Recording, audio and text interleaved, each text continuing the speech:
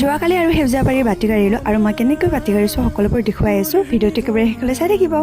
ৰঙাবাৰী চাদৰখন ওলাবৰ কাৰণে দুদিনেই হ'ল আৰু সঁচাকৈ সেইদিনাখন মনটো খুব ভাল লাগিছিলে কাৰণ নতুন কাম এটা কৰিছোঁ আৰু সফল হৈছোঁ। পিছে মই এইখন চাদৰ একেবাৰে চিম্পলকৈ বুইছোঁ কাৰণ নাজানো নতুন কাম এটা হাতত লৈছিলোঁ, পাৰিম নোৱাৰিম সেনেকুৱা।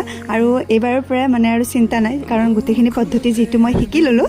আৰু এয়া দৃশ্য হৈছে যোৱাকালিৰ, মানে আৰু দুখন চাদৰ আছে আৰু সেই দুখনত সেউজীয়া পাৰি দিম বুলি ভাবিছোঁ এইবাৰ।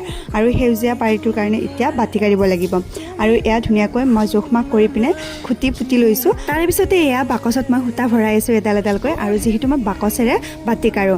আৰু বাপৰে যোৱাকালি যে ইমানেই পানী খাইছোঁ, ইমান গৰম পাইছোঁ, আচৰিত।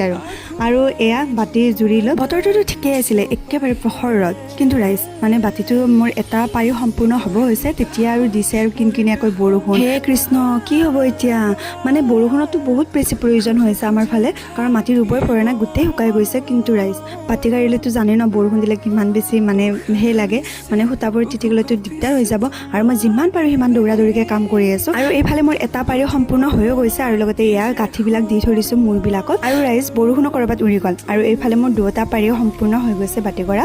আৰু ধুনীয়াকৈ এটা ববিনত এটা পাৰিকে মেৰিয়াই ল'ম মই। ইয়াতে বিন্ধোৱা চলোৱাৰ কোনো প্ৰয়োজন নাই, বাকীখিনি শালতে কৰিব পাৰি। আৰু কেনেকৈ কৰিব পাৰি সকলোবোৰ দেখুৱাম বাৰু এটা বেলেগ ভিডিঅ'। আৰু মই এতিয়া গোটেইখিনি ঠিক ঠাক কৰি লৈছোঁ আৰু এইফালে হৈছে মোৰ কেমেৰামেনজনী আৰু বিৰাট লাজুকী।